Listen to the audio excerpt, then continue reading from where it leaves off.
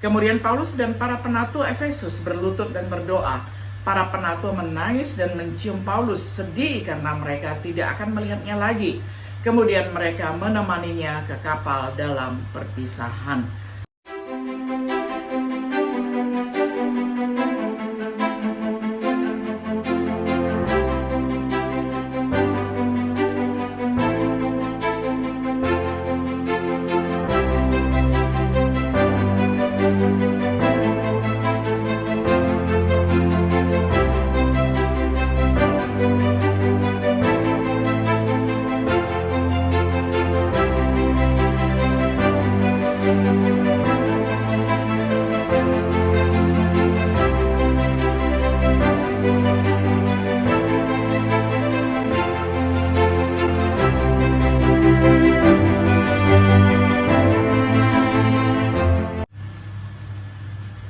Shalom, sahabat Biblika yang dikasih oleh Tuhan. Sungguh senang kita dapat berjumpa kembali di dalam acara refleksi sahabat Biblika. Pada hari ini kita tiba pada episode yang ke-60 di dalam serial pembahasan kitab Kisah Para Rasul dengan tema Ceramah Paulus kepada para penatua di Efesus. Kita akan membaca firman Tuhan bersama-sama dari Kisah Para Rasul 20 ayat 13 hingga ayat yang ke-38. Saya akan bacakan untuk kita semuanya di dalam terjemahan sederhana Indonesia. Sesuai rencana yang sudah kami atur, Paulus berjalan kaki dari Troas ke kota Assos. Sedangkan saya, yakni Lukas, bersama anggota rombongan yang lain berlayar lebih dulu ke Assos dan menunggu dia di sana. Jadi, waktu Paulus tiba di Assos, dia juga naik kapal yang kami tumpangi, dan kami melanjutkan perjalanan ke kota Mitilena. Hari berikutnya kami berlayar dari Mitilena sampai melihat pulau Kios. Kapal terus melaju dan hari berikutnya kami melewati pulau Samos lalu singgah di Trogilium. Keesokan harinya kami tiba di Miletus. Dengan begitu kami sudah melewati Efesus.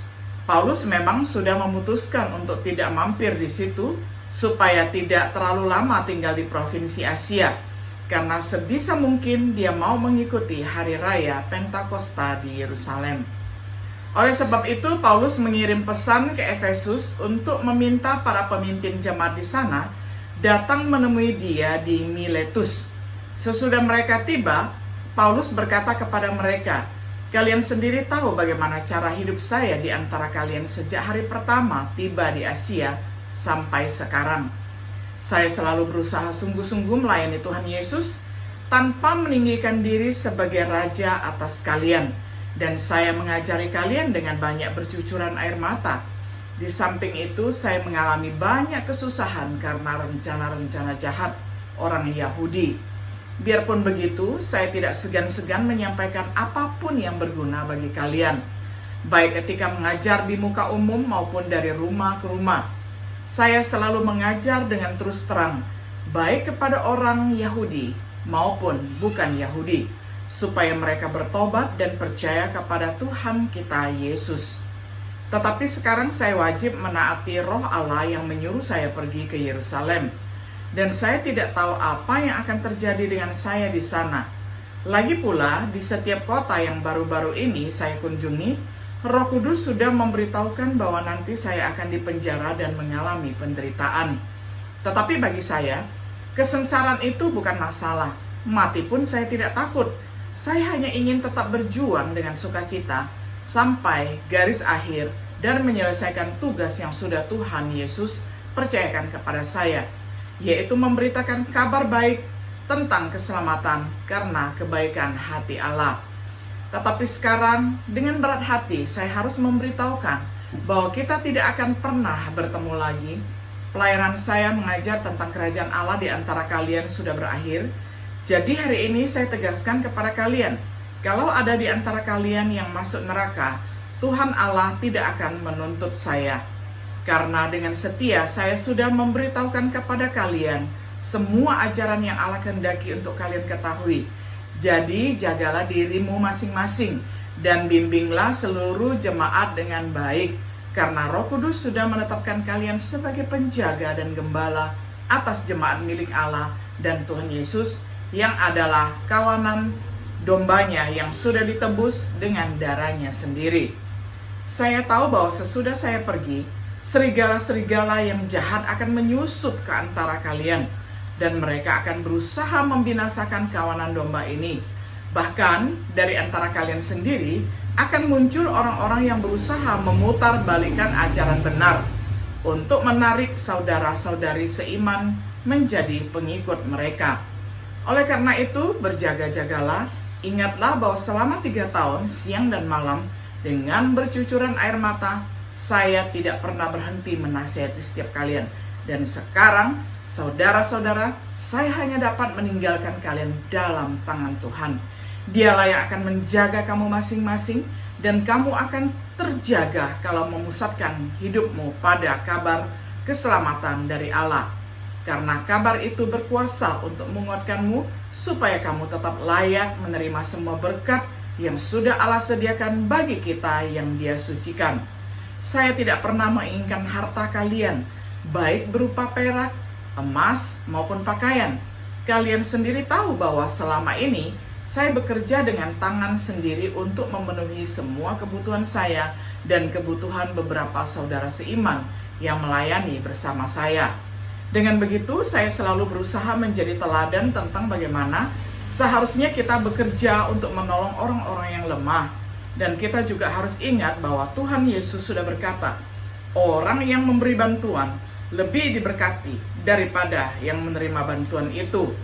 Sesudah Paulus mengatakan semuanya itu, dia berlutut bersama mereka dan memimpin doa. Mereka semua menangis terseduh-seduh sambil memeluk Paulus dan memberi ciuman perpisahan. Mereka sangat sedih, terlebih karena Paulus mengatakan bahwa mereka tidak akan bertemu dia lagi. Lalu orang-orang itu mengantarkan Paulus dan kami ke kapal. Sampai semikian jauh pembacaan firman Tuhan dari Kisah Para Rasul 20 ayat 13 sampai ayat yang ke-38. Sahabat Biblika yang dikasih oleh Tuhan, setelah hari Minggu yang penuh peristiwa di Troas, Paulus melanjutkan perjalanan misinya yang ketiga, berjalan kaki dari Troas ke Assos sekitar 20 mil dan bergabung dengan rekan-rekan di Assos dan berlayar ke Metilene, berlayar melewati Kios, ke Samos, Trogilium, tiba di Miletus. Rencana perjalanan Paulus adalah melewati Efesus. Jadi dia tidak perlu menghabiskan waktu di Asia ataupun di Turki, berharap untuk tiba di Yerusalem pada waktunya untuk perayaan Pentakosta. Meskipun terburu-buru untuk mencapai Yerusalem, Paulus memanggil para penatua gereja di Efesus untuk datang ke Miletus. Ketika mereka tiba, Paulus berbicara kepada mereka dalam ceramahnya kepada para penatua. Yang pertama, Paulus meninjau sejarahnya, pelayanannya di Efesus. Mereka tahu cara hidupnya sejak mereka menerimanya di Efesus. Bagaimana dia melayani Tuhan dengan segala kerendahan hati, dengan banyak mencucurkan air mata dan cobaan di tengah penganiayaan orang-orang sebangsanya, yakni bangsa Yahudi. Ajarannya di Efesus, Paulus bersikap terbuka di dalam pelayanan. Biarpun begitu, saya tidak segan-segan menyampaikan apapun yang berguna bagi kalian, baik ketika mengajar di muka umum maupun dari rumah ke rumah. Kisah Para Rasul pasal 20 ayat 20. Dia bersaksi kepada orang Yahudi dan juga orang Yunani. Dia mengajarkan pertobatan kepada Tuhan dan iman kepada Yesus Kristus. Setelah meninjau sejarah pelayanan dan pengajarannya di Efesus, yang kedua, Paulus berbicara tentang masa depannya, perjalanannya ke Yerusalem. Paulus menaati Roh Kudus, tetapi sekarang saya wajib menaati Roh Allah yang menyuruh saya pergi ke Yerusalem, dan saya tidak tahu apa yang akan terjadi dengan saya di sana. Tidak tahu apa yang akan terjadi padanya di sana, kecuali Roh Kudus telah bersaksi di setiap kota bahwa pencobaan dan kesengsaraan sedang menantinya. Namun tidak satupun dari penderitaan yang bakal diterimanya menggentarkannya, karena dia tidak menganggap hidupnya untuk dirinya sendiri, karena dia ingin menyelesaikan perjalanannya dengan sukacita. Dia ingin menyelesaikan pelayanannya. Tuhan Yesus mau memakai hidupnya untuk bersaksi tentang Injil kasih karunia Allah. Ringkasannya tentang masa depannya, Paulus menjelaskan bahwa di antara mereka yang telah mendengarkan pemberitaannya tentang kerajaan Allah tidak akan melihat wajahnya lagi. Namun dia tidak bersalah atas darah mereka karena dia telah menyatakan nasihat Allah. Setelah berbicara tentang masa depannya sendiri, yang ketiga, Paulus memperingatkan masa depan mereka untuk memenuhi tugas mereka sebagai penatua ataupun gembala. Para penatua perlu memperhatikan diri mereka sendiri, perlu juga memperhatikan kawanan gembalaan di antara mereka sendiri. Sebagai pengawas dan gembala gereja, gereja Allah dibeli dengan darahnya sendiri. Hati-hati dengan kemurtadan yang akan datang. Paulus memperingatkan agar saudara seiman berhati-hati karena akan terjadi kemurtadan setelah kepergiannya. Serigala buas dari luar akan masuk menyusup ke dalam gereja, tidak menyayangkan kawanan domba. Bahkan dari dalam gereja orang-orang akan muncul, menarik para murid-murid untuk menjadi murtad. Karena itu berjaga-jagalah seperti yang dilakukan Paulus selama 3 tahun, siang malam ketika melayani di Efesus. Untuk mengatasi kemurtadan yang akan datang, Paulus mempercayakan mereka kepada Tuhan, menempatkan mereka dalam pemeliharaan tangannya. Paulus mempercayakan mereka kepada firman Tuhan kasih karunia yang mampu membangun mereka dan memberi mereka warisan di antara semua yang dikuduskannya. Dengan mengingat teladan Paulus sendiri saat masih bersama dengan mereka, dia tidak mendambakan perak, tidak pernah menginginkan emas, pakaian siapapun. Dia menyediakan kebutuhannya sendiri dan untuk mereka yang bersamanya. Kerjanya memberikan teladan bagaimana merawat kawanan yang lemah. Dengan mengingat bahwa Yesus berkata, lebih berbahagia memberi daripada menerima. Kemudian Paulus dan para penatua Efesus berlutut dan berdoa. Para penatua menangis dan mencium Paulus, sedih karena mereka tidak akan melihatnya lagi. Kemudian mereka menemaninya ke kapal dalam perpisahan. Sebagai kesimpulan, dari ceramah Paulus dan kepergiannya yang penuh dengan air mata, kita dapat belajar banyak tentang karya seorang penginjil, baik subjek maupun metodologinya. Tugas dan batasan penatua terbatas pada menggembalakan kawanan di antara mereka. Bahaya murtad, dari mana asalnya dan cara mengatasinya, pentingnya pelayanan tanpa pamrih dari teladan Paulus, dan bahkan dari ajaran Tuhan Yesus, cinta yang seharusnya ada di antara saudara-saudara, yakni ikatan emosional. Sebaiknya kita bertanya pada diri sendiri, bagaimana kita melaksanakan pekerjaan kita, apapun tugas kita saat ini. Apakah kita menganggap serius bahaya kemurtadan, memandang kepada Tuhan dan firman-Nya? Apakah kita ingat apa yang Yesus katakan tentang berkat memberi daripada menerima?